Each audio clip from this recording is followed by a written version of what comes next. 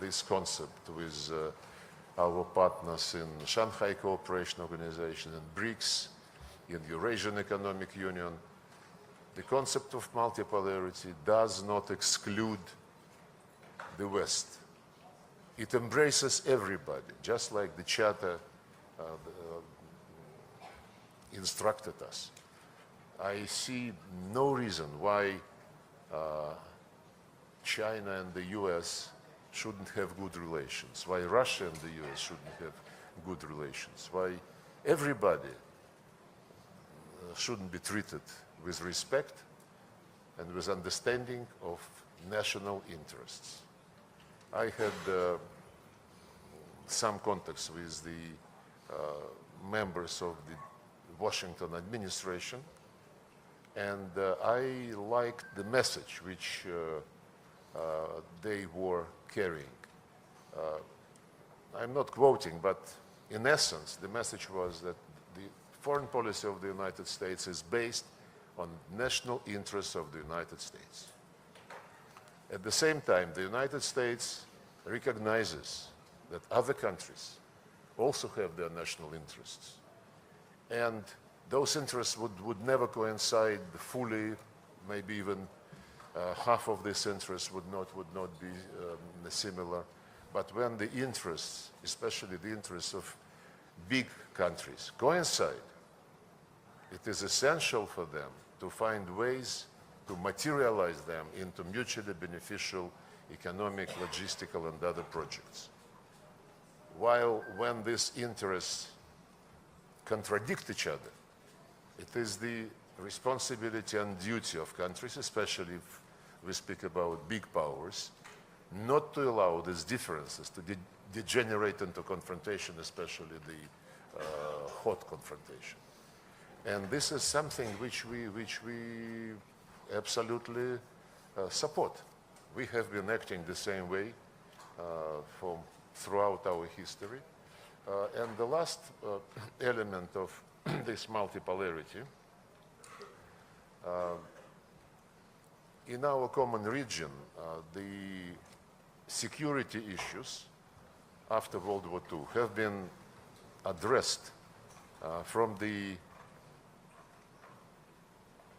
Euro-Atlantic logic. The NATO, of course, EU was European per se, but lately the European Union signed a deal, a treaty with NATO, treaty on agreement, I don't know, but European Union is now part of Euro-Atlantic policies, no doubt about it, including the provision of its territory for NATO plans to move eastward, southward, I don't know where. OSCE was created as an obviously Euro-Atlantic creature, and all of these Euro-Atlantic constructions, I think they failed. They failed to consolidate security and stability.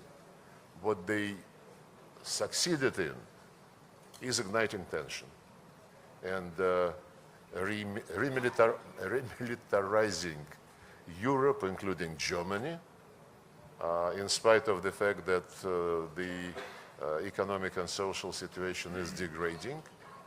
But all efforts of this Euro-Atlantic community are concentrated on getting ready for a new war. And Germany, together with France and Britain, are in the lead of this. If you think about how the world looks now, Africa, well, everywhere there are sub-regional organizations, many of them. Organization of Turkish states here, Eurasian Economic Union, ASEAN, Shanghai Cooperation, many. The same is true for Africa, many sub-regional groupings, and in Latin America. But Africa and Latin America, they do have their all-continental structures, African Union and CELAC. In Eurasia, there was never anything like this. As I said, the attempts to bring some big unifying projects were only made on the basis of Euro-Atlantic concept. President Putin, last year when he spoke in the foreign ministry, he suggested to consider the discussion of a potential security architecture in Eurasia as a continent. Architecture where all countries, without exceptions, including the western part of the continent, will be invited to participate, where all regional arrangements would be invited to join. And actually we have some years ago started building bridges between Shanghai Cooperation and Eurasian Economic Union, Eurasian Economic Union and ASEAN, Shanghai, ASEAN.